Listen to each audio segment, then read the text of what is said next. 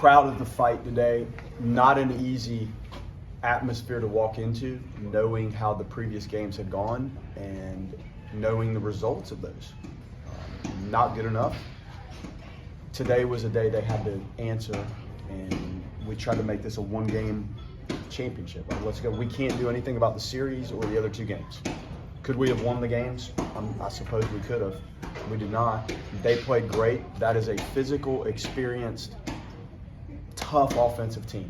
We talk about less than two-strike hitting and two-strike hitting, and I'm sure they do too. Like, it was dynamic, less than two strikes, and they fouled pitches off and fought and extended at-bats, and they barreled a lot of baseballs, and I was very impressed. They have an older group, and very experienced, very physical. Carson, you see the stuff.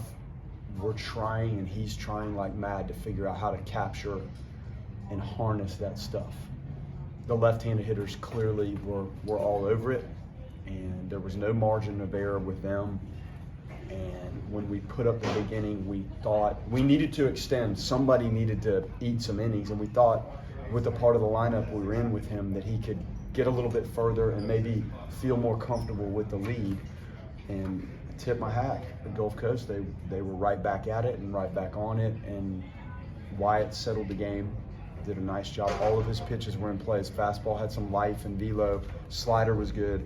Used his changeup, commanded the game, controlled the game, extended, and then dug at the end to wrap it up. Not easy, not pleasant this weekend, but to win the game when your back's against the wall, the way that felt, I'm very proud of our guys and how they performed and competed today.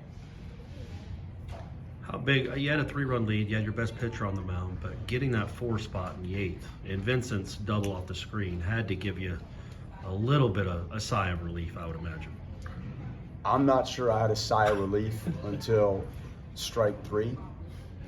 The way this day felt, 7 seemed like 3. It just did.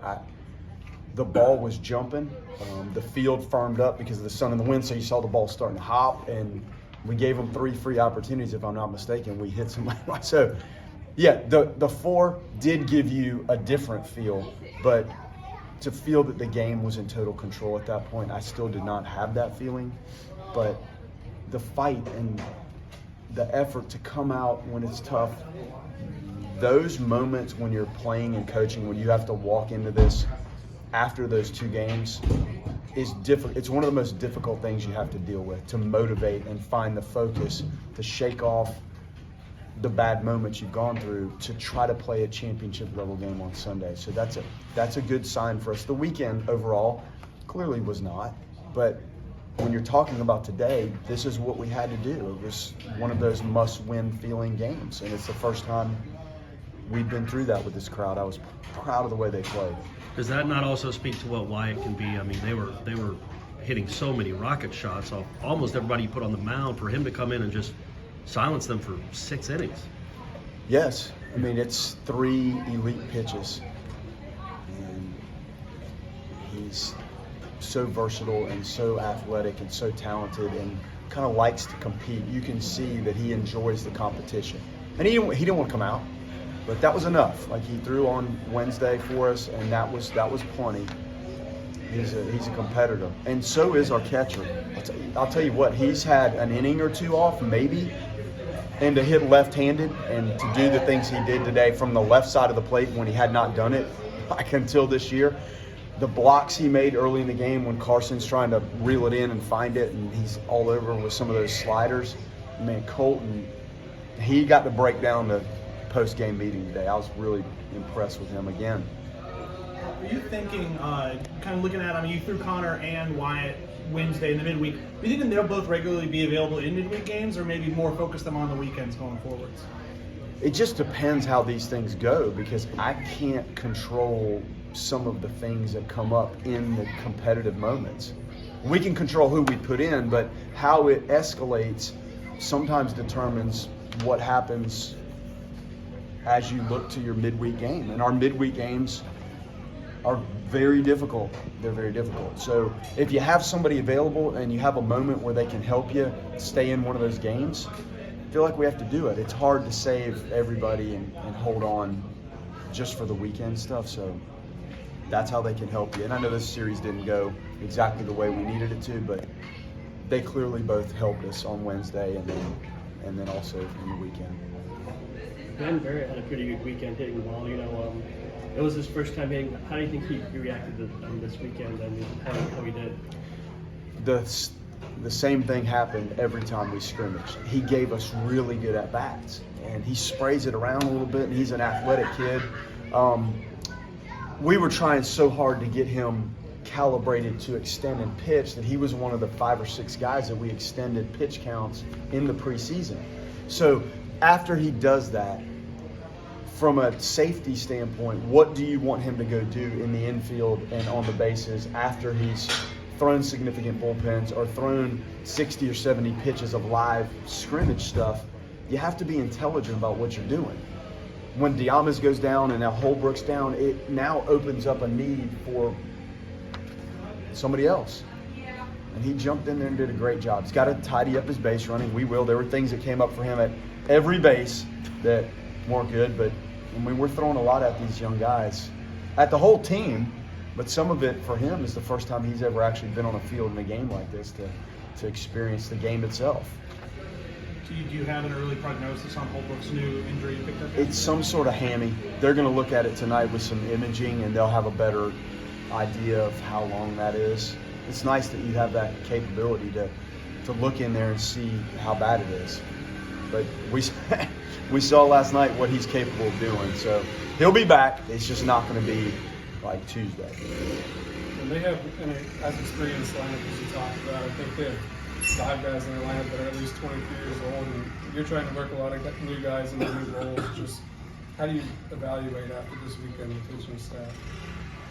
Well, you're learning the mistake result is magnified, and they learn that.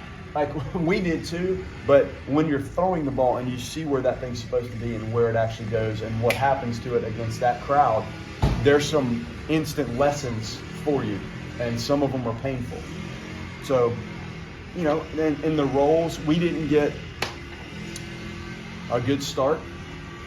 Make no mistake, we really didn't, and we're going to have to address that. I don't know, sitting here Sunday after that ordeal, what the answer is. We'll figure it out.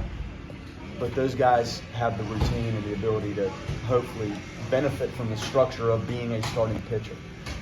And clearly, it was not in check with their performance and extension and command of the outings.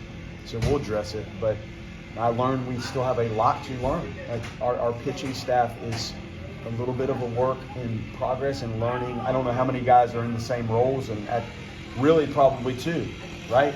Wyatt and Whitaker. So that's very unusual to be in that situation with your staff is having to reshape essentially its entirety. So we're learning, and there's guys chomping at the bit that are down there that are waiting to pitch. I know B-Walk wants. They wanted Flower, Stockton, B-Walk. I know. And we go on what we see in our training and our practice, and we try to give the guys the opportunity in games based on what we see, and theirs will come. How do you worry about confidence at all when from a pitching staff when that happens after such a good weekend last weekend, or is it more like, look guys, this is a really, really good lineup, and it seemed like every time they hit a ball hard, they didn't have many atom balls.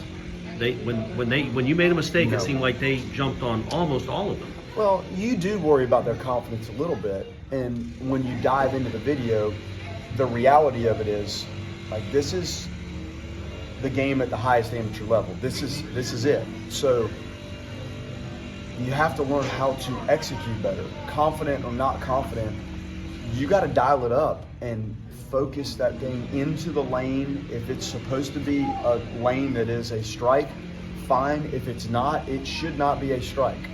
And people still may swing at it, or you may get an out on balls out of the zone. So in some of those counts, you're trying to not throw a strike.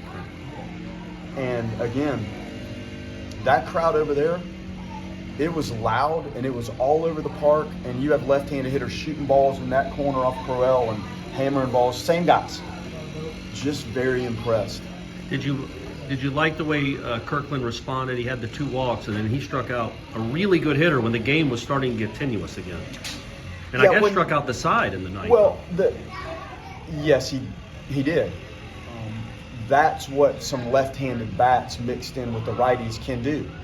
Pitchers that are equipped with quality stuff, if you let them face 4 or 5 of the same thing, they start to settle in and really repeat what they're doing. But when you go from a couple righties to here come 2 lefties, that fastball zone and locate, it's just different. So I think that's what happened a little bit. And then when he got back to the righties, he was back on it, which was good, and we definitely needed it.